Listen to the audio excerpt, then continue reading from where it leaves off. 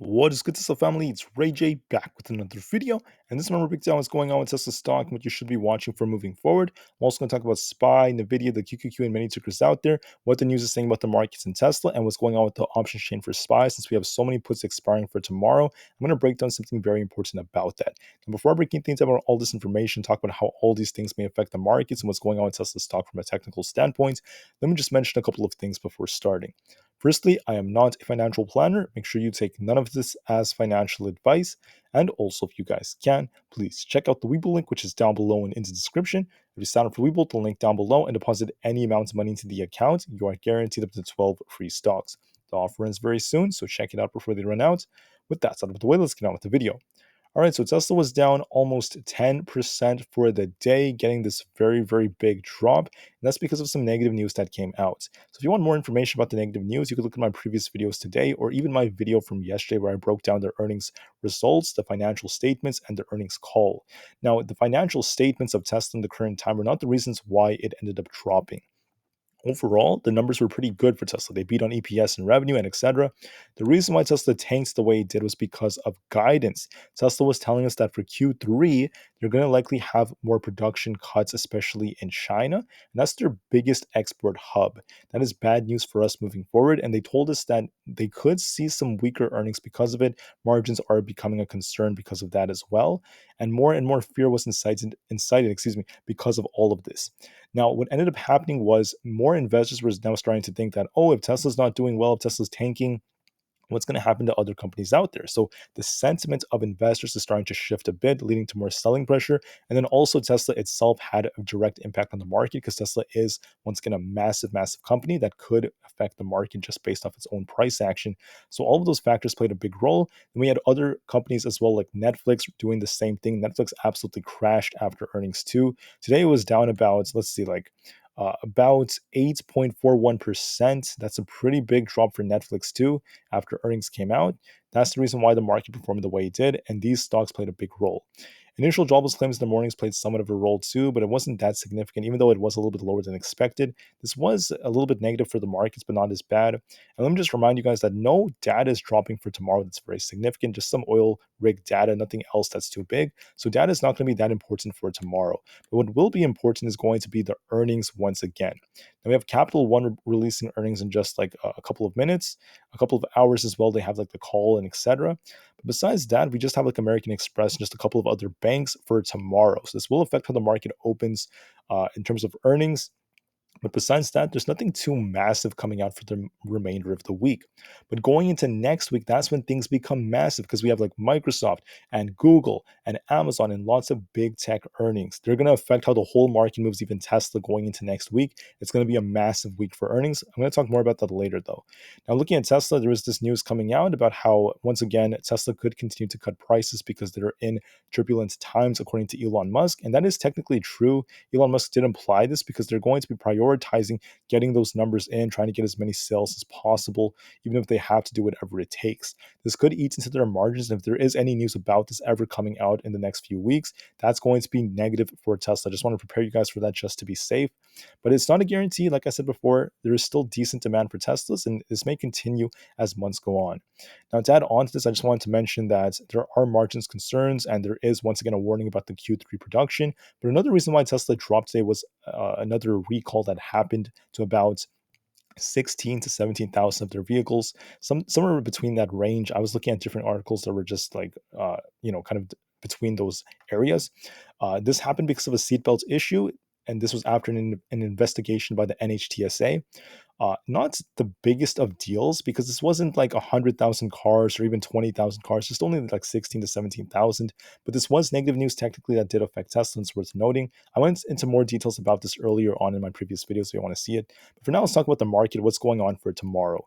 Guys, tomorrow is going to be a crazy day because we have 3.4 million puts expiring or even more than that. And we have over 1.3 or very close to 1.3 million calls expiring for tomorrow. The majority of positions are going to be the puts, as we have a 2.67 put to call ratio. Max pain's at 435, and we are well above that, being over 4% above that, or very close to that. Now, how do I see this? There are different ways you can interpret this. The market makers, could they cause a short squeeze? I'm not really counting on that to happen looking at the current technicals, but I'm just calling this out because with all these puts out of the money, a lot of these bears may be angry, and there's a chance they may try to pump. I'm not pump, sorry, dump the markets, try to hit the markets again to try to get more of these puts in the money. That's what they're going to try to do. They want to get more of these in the money. There's a good chance they're going to be fighting back for tomorrow. But specifically, when we look at the data on SPY, this will affect Tesla. And I want to break down something very important. Now, looking at SPY currently, we have some very interesting things going on in the options chain right now. In terms of open interest and these other things, you can see it like right here. There isn't really any high open interest below 450, and the really high open interest comes like around 455 or so, and we have a lot of volume up at those levels. But because we're so above max pain, that's not the biggest factor. The open interest starts to drop around the current range we're in, between like 453 to 454, around there, going all the way down to like 448 or lower.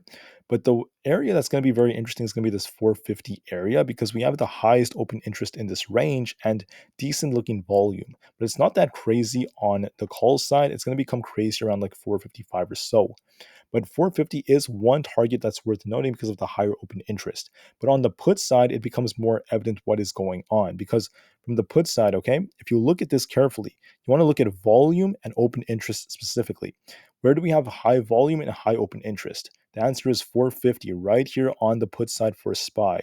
This 450 area is very important. Okay, there's lots of volume when it comes to that strike, and there's very, very high amounts of open interest there compared to like the next, like $3 higher, $4 higher, and like $5 lower. There's nothing near this high open interest. This is going to be a target for tomorrow by the market makers. They're going to be watching this very carefully. And please remember that max pain is 435. We're well above that. So it does not matter to them if the market pumps a little bit more, even drops a little bit more. They don't really care. We're well above max pain. They may try to get us a little closer to max pain, but they can't really make us drop like $15 or $17 in one day. So the best they could do is just look at these targets, and that's what they're going to be watching, like that 450 area, which is going to be very important. So that's what I'm seeing for tomorrow, specifically on SPY. Now let's talk about Tesla before I break down what could happen on the technical side. Tesla's price pairs ratio has dropped quite a bit, showing some relative weakness compared to the markets. When this happens, we tend to see this continue on the downtrend as Tesla's looking weaker and weaker, and it may continue on this trend. Moving forward, Barclays is actually saying that they're giving Tesla an equal weight rating, which is pretty decent. They're still saying that it's going to perform equally with the markets. Needham is saying that you should hold on to your Tesla shares. Morgan Stanley is also saying Tesla's going to perform equally with the markets. So far, we're not really getting a whole lot of buy ratings. People are not saying buy Tesla at these high levels. They're just saying that it's going to perform equally with the markets and hold on to your shares. That is these analysts' predictions and their own opinions. They are correct, at least to some degree, because buying Tesla at like 300 was not the best of ideas, seeing how much it dropped afterwards. But for now, we will see what happens moving forward, looking at the current trend. Let me also add that Fridays tend to be relatively kind of weekdays for Tesla. They're only green about 49% of the time, and July tends to be a green month only 50% of the time. Well, historically, this makes a lot of sense for this month, because remember, for the first half of July, I'm sure you guys remember this, Tesla was pumping. Let me just pull up Tesla's chart. We were basically pumping for the first half of July, and now we're entering the second half of July. Let me hide these drawings. Give me 1 second. The second half of July, and Tesla's going to likely become a little bit weaker. So you can see July started like right here. Tesla started off dropping just a tiny bit, then started pumping for a large chunk of July, and now it's starting to drop a little bit more. So it's looking like we might get a kind of decent, maybe a somewhat weaker July looking at this trend.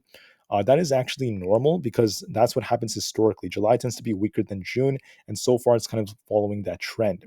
On top of this, let me add that for Fridays, like I said before, we tend to have weekdays. The second and fourth hour tends to be the best hours for Tesla, but this time around, we may not see that much green looking at how it's looking, but this could be very important later on going into next week. Now, looking at the short interest, surprisingly, we didn't really see a big spike in the short interest despite how high Tesla was at. Could it be because lots of these institutions were just uncertain about how earnings was going to go, or could it be because of other reasons? I'm not too sure about that. It could also be because of implied volatility. Maybe they were de-incentivized to short very hard right before earnings. For a lot of people who were holding puts that I knew, they basically told me that they held the puts through earnings, Tesla dropped, but instead their puts were just barely green because, and that's by the time the market opened, they were just barely green because of implied volatility. That could be part of the reason why we didn't see the short interest go up super, super high for Tesla. And for now, we might see a little bit more shorting, seeing how Tesla's dropping and shorts are taking advantage of this. I think the data is yet to update. This is just as of 2 days ago. For today, we may have seen a big spike in it. But anyways, now let's talk about Tesla. What's very important with it? I want to remind you that the volume is very high. We're getting lots of aggressive volume for the selling side. And last but not least, I forgot to mention this, the inventory levels are still starting to go up just a little bit. So we're starting to see a slowdown in demand, possibly. Production may be slowing down for Tesla just a bit for this quarter. And so far, we're starting to see these inventory levels going up despite that, which is a sign that demand is slowing down just a bit. Could Tesla sell more cars at lower prices because of it? It's a possibility, but not a guarantee. Anyways, let's look at this chart. How is this looking now? Finally, for the technical side. So we had this bearish divergence I was calling out on Tesla. And you could argue there was also this like rising wedge. I didn't really draw it out, but it's just worth noting. And Tesla finally got this big break to the downside. We have a very bearish looking daily candle on Tesla, and it's continuing to look quite weak. But also remember, okay, we have this gap that formed over here, which means Tesla will eventually make its way back up here. How long is it going to take? It may take a few weeks, may take a few months, but it's not the end of the world. No matter how low Tesla goes, I'm still very bullish long term. But for the medium to short term, how is Tesla looking? And unfortunately, it's not looking that great because going back on the 4 hour time frame right here, Tesla had this unfilled gap I called out, this 262 level. I told you we were going to likely see Tesla come down to at least 262. And that's where Tesla went to today specifically. But here's the thing. If it continues to break below this 262 level, you're going to be watching 260 as a very critical test for the stock. Now, I want to mention that for SPY and the QQQ, these things may have some more downside for tomorrow. And that could play a big role in slowing Tesla down. And it could also be vice versa with Tesla slowing the market down as well. But I just want to mention that there's not really any true sign of a bounce on this thing. It barely bounced at all today, it just sold off and sold off and sold off for almost the entire day.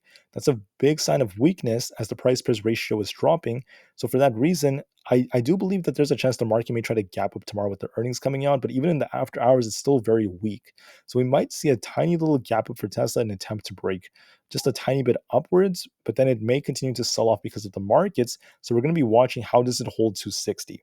That's going to be a very important pivot point. So the way I see it is this. We need to see Tesla bounce off 260 or at least try to hold that, or else it's going to sink down quite a bit more.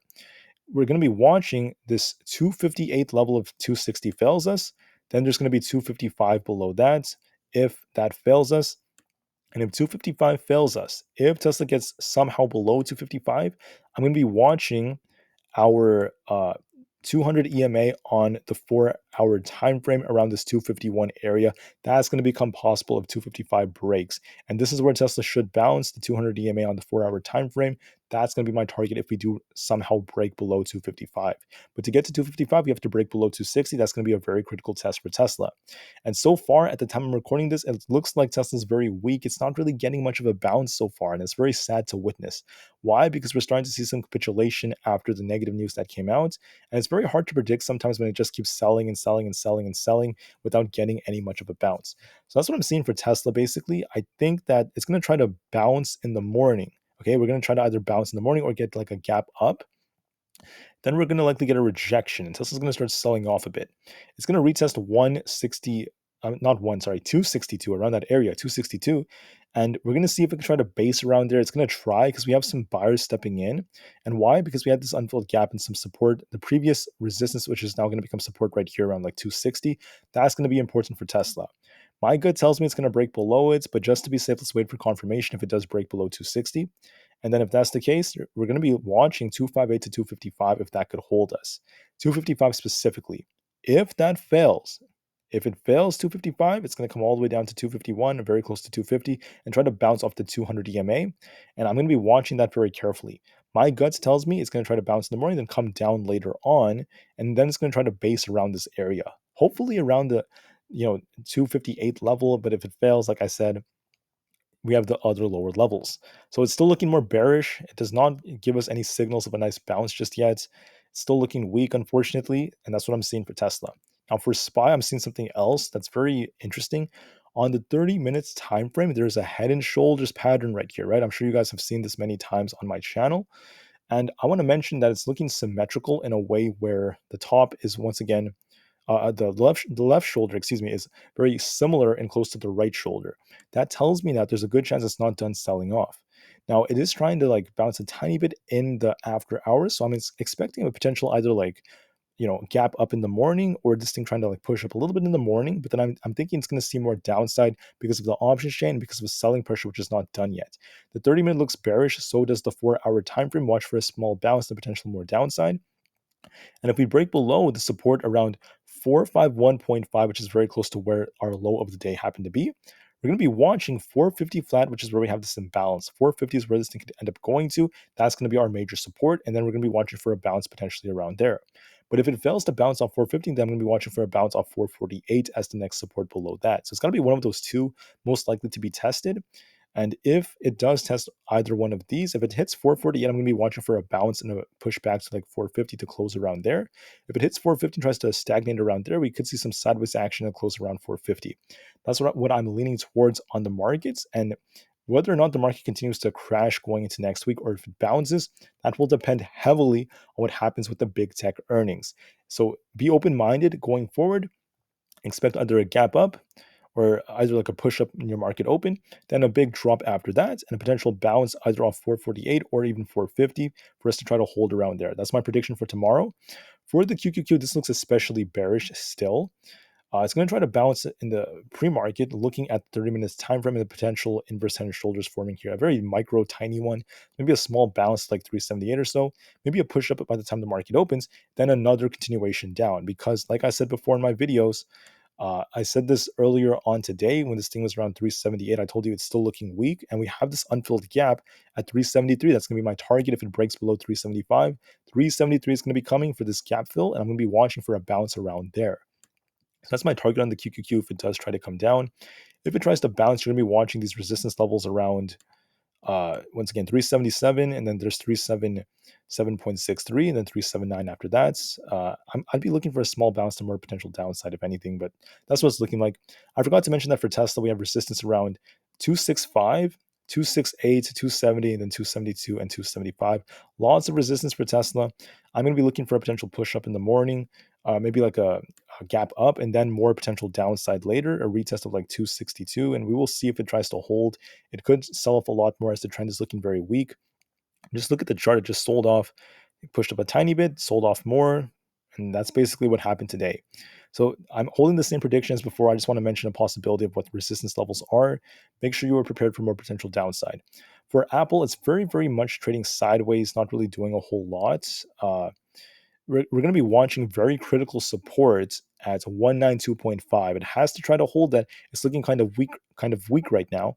It may try to gap up and retest like 193 or so because it is a little bit down in the pre-market below that. So I'm going to be looking for a potential bounce off that and more potential downside. We're going to be watching 192.5. It's looking kind of weak. It looks like it might break below that tomorrow, but just to be safe, watch for confirmation. If it breaks 192.5, it's going to sink to 190 and drag the market down. Be prepared for that just to be safe. Now, it likes to pump during the mornings. We've seen this a couple of times. So we might be seeing like a pump in the morning, then another retest of 192.5. And if that breaks, we're going to see more downside. I just wanted to call that out just to be safe. I already talked about the QQQ. Don't forget about resistance levels that I just called out, like 377, 379, and 380 after that. I do think it's going to try to pump a little bit in the morning, then start coming down to about 375 again. If that fails us, 373 is going to come. I'm still leaning more bearish on it just to be clear with everyone. For Nvda, it's trying to base around 450, but the market may cause this thing try to bounce in the morning, retest 458 or so, maybe even 460, then reject off that and come all the way back down to 455. If that fails, watch 450 once again, and that's going to be our support. So far, support is kind of nice around 450. We're seeing lots of buyers stepping in and defending it, but if it were to hypothetically break because of the market sinking, we could be watching 444 next. This 444 to 445 zone has more buyers. With Nvidia, I'm not too worried about it. Even if it does break below 415, hits like 445, completely fine.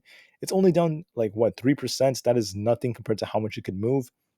This thing could run like crazy when the time is right. I'm still very bullish approaching its earnings, which is going to be in August. But like I said before, we're going to watch how it performs at this 450 retest going forward. So watch for a potential push up in the morning and maybe a gap up, then maybe another retest of 455 to potentially 450. And if that fails, this 444 becomes a possibility. But just to be safe, we will see what happens after that. For Microsoft, it's also looking kind of bearish to me. I'm going to be looking for a bounce and retest of 348, but then zooming out, after it gets that tiny little bounce in the morning or during the pre-market, it's going to end up sinking lower because of this imbalance down here around this 343 area. So I think it's going to come all the way down to like 342 to 343. Maybe a small bounce in the morning, then a big drop after that. Not really like a big drop, maybe like a a somewhat significant drop before it tries to bounce after that. And that's basically what I'm seeing.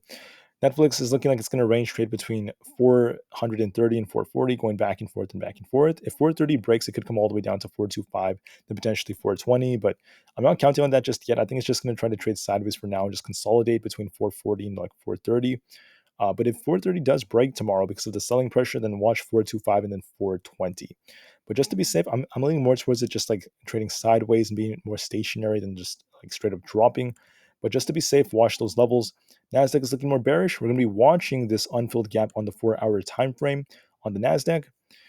If it breaks 14,000, you're going to be watching for this gap fill down to 13,900. That's going to sink the market lower if that does end up happening. We have a bearish cross on the 4-hour time frame, which could lead to more downside. So the odds do favor downside again for the Nasdaq. For SPX, we also have this very important critical test and this unfilled gap around this like 4476 area. It is looking a little bit more bearish from a technical standpoint. So I'm going to be watching a retest of like 4500 possibly as soon as tomorrow possibly. So watch that very carefully. Maybe it pumps up in the morning and comes right back down. If it hits 4500, watch for potential bounce. It may not go all the way down there. Maybe like 4520 could come somewhere around there and then it tries to bounce. But I am anticipating more downside nonetheless. Now, what's interesting is the VIX was kind of down despite how much the market dropped, but it got a bounce at the end of the day. It's about to get a bullish cross on the 4-hour time frame on the PPO. So it might try to get above this 50 EMA. It struggled to do so far. If it does break this, it's going to be a bearish signal for the markets. But just to be safe, we will see if that happens. Because if the market continues to sink, that's going to drag this thing up above the 50. Watch for confirmation for the bearish just to be safe. SQQQ is looking bullish, continuing to break out. If it breaks above 18, you're going to be watching for a test of basically it getting very close to 19 or so, this like imbalance area. For now, that's very possible, but we need to break the 50 EMA for more confirmation. Same thing with the dollar. The dollar needs to try to hold these levels. It also has this imbalance right about here around this like 101.5 area. If that gets tested, we're going to be watching this drag the market down. So far, it's looking more bullish, forming this accumulation structure. That's going to be bearish. Coinbase is looking kind of weak right now, testing 100. If that breaks, you're going to be watching 97 to 96. It is looking kind of weak right now, so just be very careful. If you want to be bullish, it needs to bounce off 100 and get back to 102.5 and then 105. To me, it looks like it's going to try to bounce in the morning, retest 102.5, then start selling off later on. For Amazon, it's looking kind of weak. It's going to try to bounce in the pre-market, in my opinion, try to make its way up to like 131, but then it's going to likely sell off even more as this is still looking like a bearish trend, and we might see it make its way down to 128.5. Same thing with Meta. I mean, it was looking very weak today. I was hoping it would try to base around these areas, but it did break below 305, and that was our confirmation for it to get very close to 300. That is what happened. It may gap up in the morning, retest 305, and then end up just getting a rejection. If it breaks down, you're going to be watching for a test of 300. If that fails, you're going to be watching 298 and potentially 295. It is looking more bearish, getting a break below our 50 EMA for the first time on the 4-hour chart in quite a while. This is the first time in months that happens. So this could become more significant, but we will see what happens after earnings. All right, so watch all of this very carefully. The market is starting to slow down a bit. Tesla did not give us any signals of a bounce. It's actually selling off more in the after hours now, so it's still looking kind of weak. But the best thing to do is remain very calm through all of this turmoil. Remain calm, cool, and collected, and just know that right now Tesla's still looking kind of weak. Things like this happen to companies all the time. The long term is still very bright nonetheless. But just make it clear, I just want to make it clear that Tesla is still looking kind of weak. So for tomorrow, we're going to be watching for a potential push up in the morning, then more potential downside, and let's see how it reacts to 260. If that fails us, we're going to get a rug pull down to like those mid 250 areas. And if that fails, then 251 could come. So watch these levels carefully, do what you have to do, and I'll most definitely see you guys in the next one. Tesla to the moon because the long term is still very bright despite all of this selling, and peace out.